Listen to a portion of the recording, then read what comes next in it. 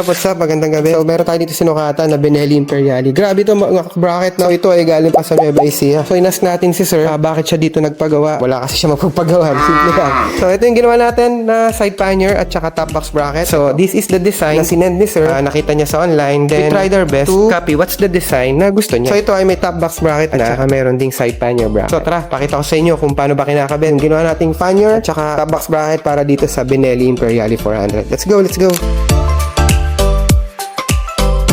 So special pala ito mga ka-bracket. Bukod sa papalitan natin yung bolts dito, meron tayong ikakabit na bracket. Ito. So para ma-extend yung counting points, pakita ko sa inyo pag nakabit na.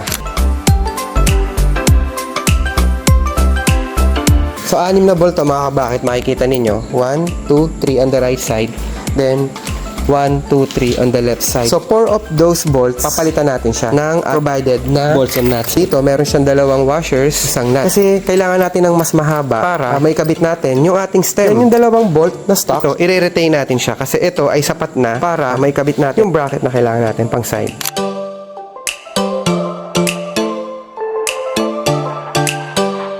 Okay, so again mga ka-bracket, meron tayo ditong oversized nut. Hindi mo siya gagamitin as nut dito sa mga to. Gagamitin lang natin siya as spacer. Oversized nut as spacer.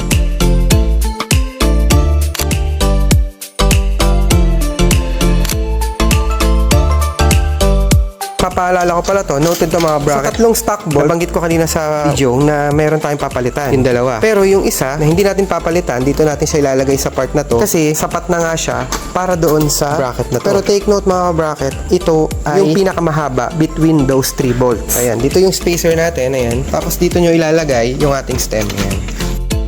So ayan, nakabitan natin siya. And makikita mo dito yung dalawang stem na kinabit natin. Pwede siyang magkapalit, pwede rin mo rin siyang matilt papaganan. Ganito yung tsura niya pag nakabit na. Turn on, tsaka mo pwedeng kakabit ito. So meron siya dalawang bolt dito, makikita nyo. Doon natin siya ikakabit sa dalawang provided na yun. So ito, pwedeng ito lang yung bilhin mo. Pwede rin na side pannier lang. Ito naman yung side pannier bracket natin. Ito yung requested design ni sir. So meron kang request, pwede kang pagawa sa amin. Ay, try natin kabit. So pag ikaw ay magkakabit, kakailangan mo tanggalin to. Diba? Ito, at saka ito, sa foot peg. Sa pagkakabit ng side pannier, stock bolt lang gagamitin natin. Kasi enough pa yung bolt para makabit natin yung side pannier natin. Pero dito, ito na yung pinalit natin. So dito tayo nagpalit. Oversized nut again. Ganun din sa side. So ito na yung ating kinalabasan. Yun. Okay. Oh, no moves, no? Oh. It's alright. Yeah, good. No movement. So okay. Okay siya.